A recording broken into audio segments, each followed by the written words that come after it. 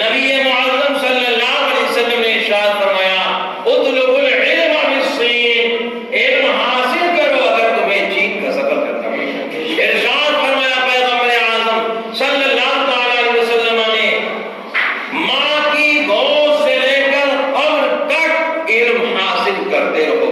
معلوم کیا ہوا کہ علم کا حاصل کرنا بہت ضروری ہے۔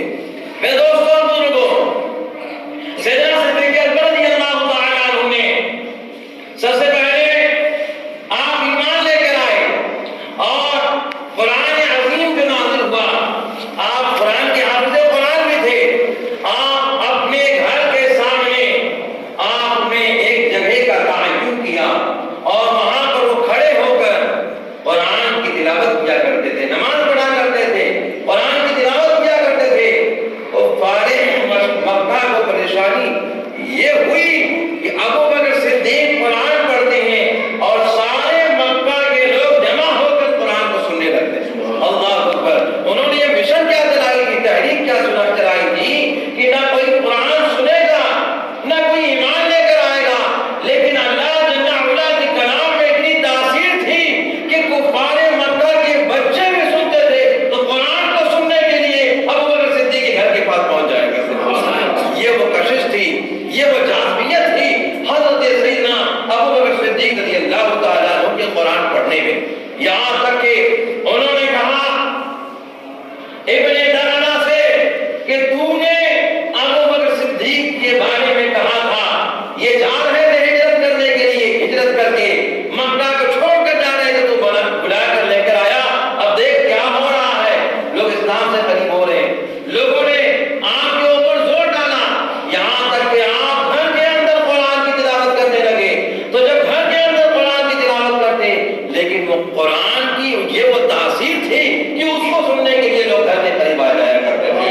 معلوم کیا ہوا، یہ قرآن کسی انسان کا کلام نہیں، قرآن تو رب العالمین کا کلام ہے، اور یہ قرآن نبی معظم صلی اللہ تعالیٰ علیہ وسلم کے مبارک سینے پر نازل ہوا ہے۔ قرآن کے اندر بے شمار چیزیں ہیں، یہ اور بات ہے ہر ایک نے اپنی صلاحیت کے بلبوتے پر اس کو سمجھا۔ امام اعظم نے بہت سمجھا، امام مالک نے بھی سمجھا، امام شافعی نے بھی سمجھا، امام احمد بن حنبل نے بھی سمجھا، سرکار غوث پاک نے سمجھا، جس کے بعد اتنا علم تھا سمجھا۔ لیکن اللہ اکبر، جس نے بھی سمجھا اپنے اعتبار سے انہوں نے اس کو سمجھ کر آگے تک پہنچایا۔ لیکن قربان جاؤ میرے آقا صلی اللہ علیہ وسلم کے ذات والا صفات پر، جس پیغمبر پر قرآن نازل ہوا وہ پیغمبر بے مثل و مثال ہے، اور جس پیغمبر پر قرآن نازل ہوا وہ کتاب بھی بے مثل و مثال ہے۔ آپ دیکھتے جائیے، قرآن کو پڑھتے جائیے، روزانہ اگر آپ کسی میگزین کو پڑھتے ہیں، کسی رسالے کو پڑھتے ہیں، آپ اس کو پڑھیں گے ایک مرتبہ دو مرتبہ آپ کی طبیعت گھبرا جائے گی، کیا ڈیلی وہی بات پڑھتا ہوں۔ لیکن قرآن کی یہ وہ بات ہے، قرآن یہ وہ کتاب ہے، آپ ایوری ڈے اس کو ریڈ کریں، اس کو پڑھیں، ہر دن الگ الگ مزہ ملتا ہے، ہر دن الگ الگ مزہ ملتا ہے۔ معلوم کیا ہوا کہ یہ قرآن کتاب الہی ہے۔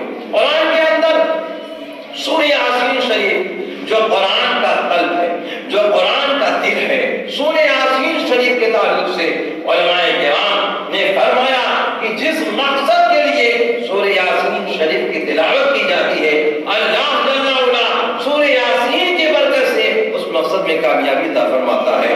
بلکہ آخری سورتوں کو دیکھیں، سورہ ناس کو دیکھیں، سورہ فلق کو دیکھیں، اکثر گھروں میں چھوٹے چھوٹے بچوں کے اوپر نظر لگ جاتی ہے۔ ضروری نہیں کہ ماں باپ کی نظر لگ جائے، باہر والوں کی بھی لگ جاتی ہے، ماں باپ کی بھی لگ جاتی ہے۔ آپ اعوذ باللہ من الشیطان الرجیم بسم اللہ الرحمن الرحیم پڑھ کے، چاروں کو پڑھ کے اس بچے کے اوپر آپ دم کر دیجئے، قرآن کی برکت سے بچہ اچھا ہو جائے۔ سبحان اللہ۔ اور دیکھا نہیں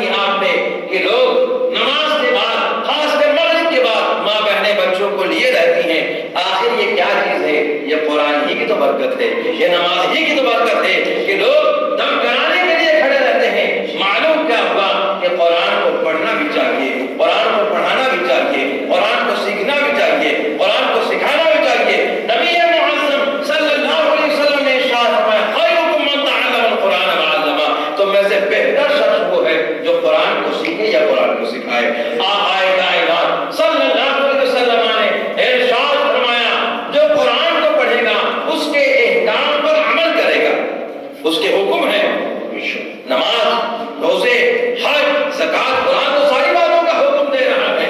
جو قرآن کو پڑھے گا اس کے احکام پر عمل کرے گا، اللہ تبارک و تعالی بروز محشر اس کو ایسا تاج پہنائے گا جس کی روشنی سورج کی روشنی سے اچھی ہوگی۔ آج آفتاب نکلتا ہے، سورج نکلتا ہے تو دنیا میں نہ جانے کتنی گہری روشن ہو جاتی ہے۔